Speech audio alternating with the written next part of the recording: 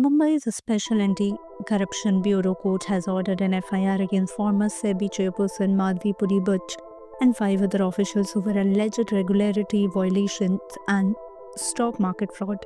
The court's decision comes in response to a complaint citing financial misconduct, regulatory failure, and corporate fraud facilitation. Court's ruling and investigation. The special ACB court under Judge Shashikant Eknath Rao Bangar observed that prima facie evidence suggests regulatory lapses and collusion. The court stated that an impartial investigation is necessary and has mandated law enforcement to file a status report within 30 days. It also highlighted the failure of SEBI and law enforcement agencies to act earlier in necessitating judicial intervention under the Criminal Procedure Code.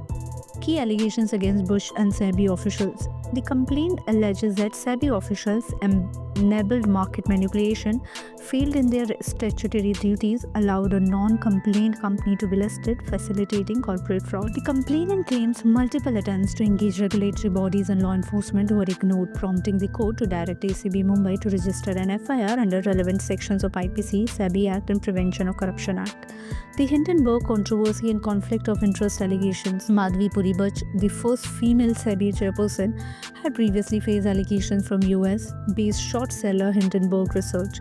Because she did not thoroughly investigate the suspected stock manipulation by the Adani Group, the firm charged her with having a conflict of interest.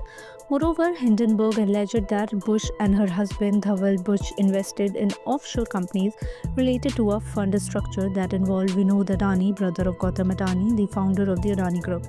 Bush, however, denied these allegations, claiming that the investments were made under disclosure standards before her employment at SEBI.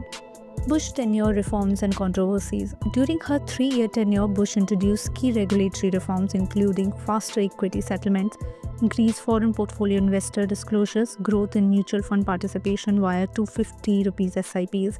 However, her final year in office was marred by controversy. Besides the Hindenburg allegation, she faced protests from SEBI's internal staff, further denting her reputation. A case of negligence or political targeting. The FIR order raises very concerning questions on regulatory accountability and SEBI's role in overseeing the stock markets.